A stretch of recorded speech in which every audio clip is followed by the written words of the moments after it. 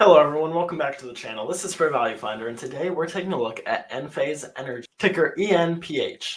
This stock I saw as one of the bigger movers this week. They had a pretty big drop, and I wanted to take a look into them and see why they were dropping, what the fair value is, if they're below that now, and what some growth prospects might be to see if they're going to outperform the market and are worth buying. I'm coming up with a fair value about 104, discounted cash flows right about 100, and the actual share price right now is 83.83. So it is undervalued by a little bit, but we do need to look into some of the fundamentals and see, is it worth buying, and does it have the potential to perform in par or outperform the market? Because if it's going to underperform the market, it doesn't matter if it's undervalued. There's probably a reason that it is. Earnings yield, a little low, 2%. We'd want to see them come in with an EPS of 4.19, and that's not what we're seeing from them. Last year, they were at 3.22. Analysts are expecting 2.22 this year and 3.86 next year. They tend to come in under analysts' expectations on this stock too, from what I've seen. Like the last year, almost every earnings has been a miss. Cash flow yield looks really good though. 25.6%, usually at 25.6, so I wouldn't expect too much movement in that. They tend to be pretty steady there. ROE looks really good, 44.6, but we also have to look at the debt to equity, and that's getting skewed by all the debt. We like to see this under 1, 2.44 is really high, so we'd want to see them pay off about $1.5 billion worth of debt. And then at that point, it'd be a lot more reasonable. It could be that they're investing in growth right now, and that's driving their revenues, but analyst expectations for the next 2 years, that's not the case. ROI, 11%, that's really good. ROA, 12.9%, essentially 13%. That's really good too. So I like the returns, skewed by the debt for sure. Balance sheet doesn't seem like it's in the best of shape, and it's got some massive movement in it. So we'll have to see how things play out over time. Margins are strong, 46.2%. They're usually around 43.2%, so they're growing slightly. Net margins, 19.2%, usually 16%, growth there as well. That is what we like to see. And we like to see 30-10, so 46-19, even better. So there's a lot to like about the company up here. But now we need to get into some of the projections, what analysts are saying, what we think is going to happen. Revenues. So analysts are saying that there's going to be a 41% drop this year and an 11% drop next year. So if we look at the financials here, we see there was a pretty nice trend, some big jumps from 2020 to 2022. And then 2023 came in a bit below 2022, but nothing crazy. But now analysts are expecting a drop in 2024 down to levels right around what we saw back in 2021. And then after that, we do see a bit of growth, not the same growth that we saw from 21 to 22, but maybe about halfway or half that growth that we had seen at that point. So the way that things work out, we're looking for a number that if they compound over the next 5 years, what would we be looking at? And in our case here, it's hard because they dip down and they come back up. But if we lock in on 5 years out, we say that revenues shrink 2% per year. That puts them about $2.1 billion at the end of our 5 year, which is a bit more conservative. I mean, we might even be able to make this negative 1%, but let's try and get a conservative, reasonable estimate first. And then from there, see what it gives us and build up to something better. Share count, they're constantly issuing shares. 1.7, about 0.5%. I think 0.5% is pretty fair to go with here. We're probably going to go with that for all of our estimations. Cash flows, if the revenue is shrinking, cash flows are probably going to shrink too. Maybe not to the same degree if they're able to get the operations running a bit better. We did see better margins, so there is that. So we're going to go with negative 1% there, which puts us at 27% cash flow yield at the end of our 5 year period, which is really strong, a bit higher than what we see right now. See, assets and liabilities, we have some massive numbers historically, but trying to bring it down to something reasonable and relative. They seem to be growing assets a bit faster than the liabilities right now, and double digits would just take it to something insane into the future. So 5 and 4% seems to be pretty reasonable here.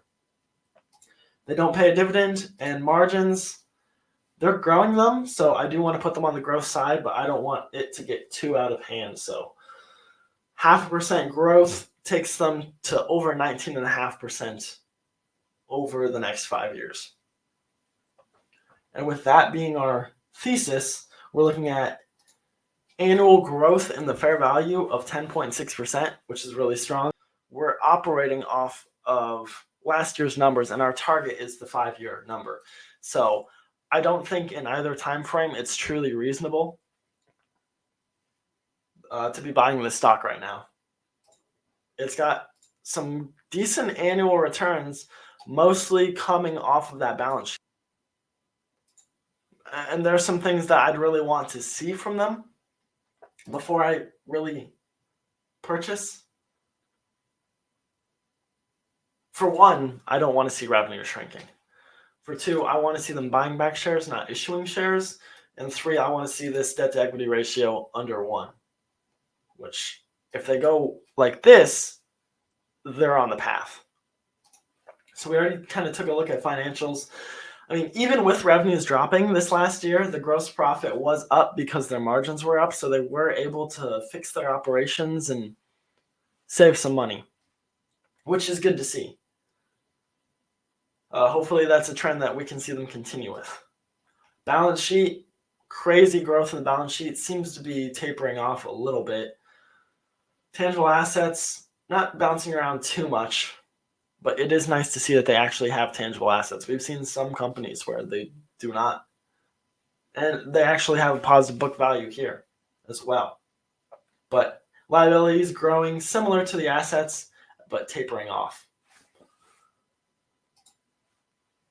Cash flows, we don't really see consistency here. Hopefully we start to. This is based off what we put into our thesis. But there was a huge jump from 21 to 22, and then a bit of a pullback from 22 to 23. And then it's using our negative 1% that we put in for the thesis for 24 and 25. So that's why it looks pretty flat. So if we look at everything graphed out, we see balance sheet is the worst thing here, kind of holding them back a little bit. The biggest thing, the actual share price. And this really isn't too surprising.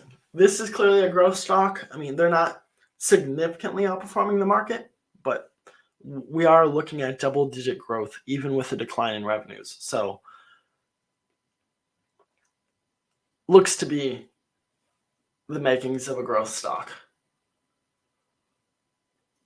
But revenues peaked in 2022 along with the share price. If things had continued on the trend that they had, that probably would have been fair to pay those prices, but it didn't. And they fell short, and it probably overcorrected. But it was already sky high to begin with. I mean, it's been trading at a pretty big multiple to its fair value since 2020. It was kind of close there. Right now is the closest that we've seen it. That distance just continued to grow as the expectations continued to grow for the stock. And once it fell short, it's coming back. Like if we wanted to pinpoint the fair value at the moment of the stock, I think $75 would be pretty fair for it. But once we factor in cash flows and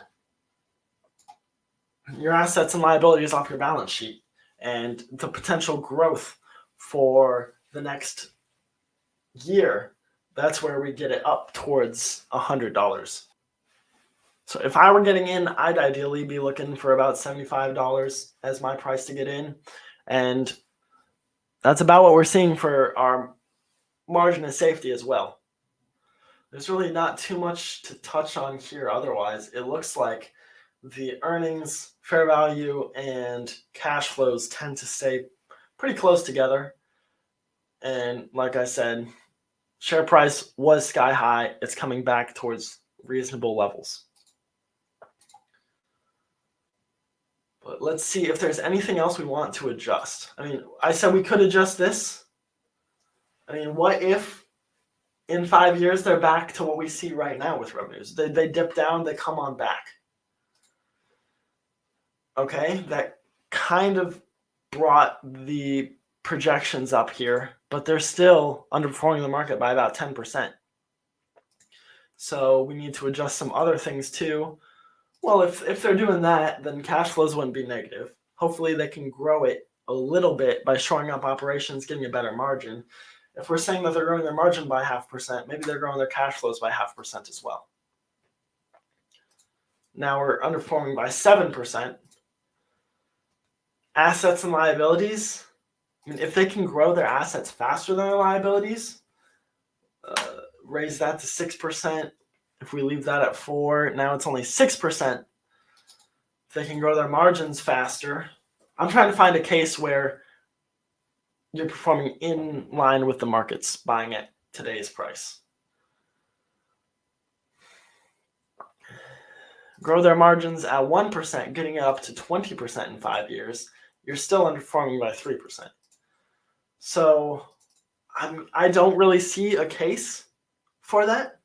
I think what you need to do is you need to take a 3% discount off of today's price, and $75 to $80 is the entry point that I would see for this stock. And even then,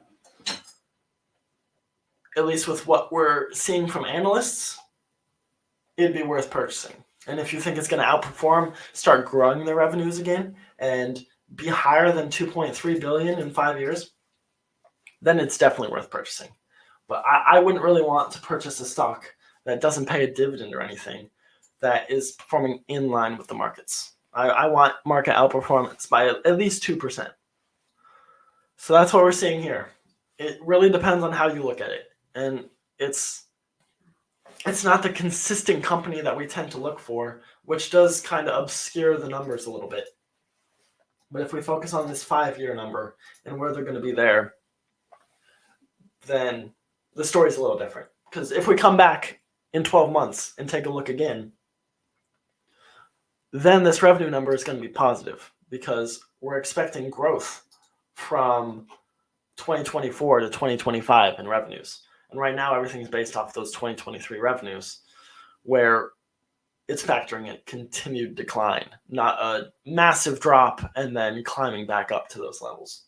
But investing is risky. Those investors back from 2022 learned that, and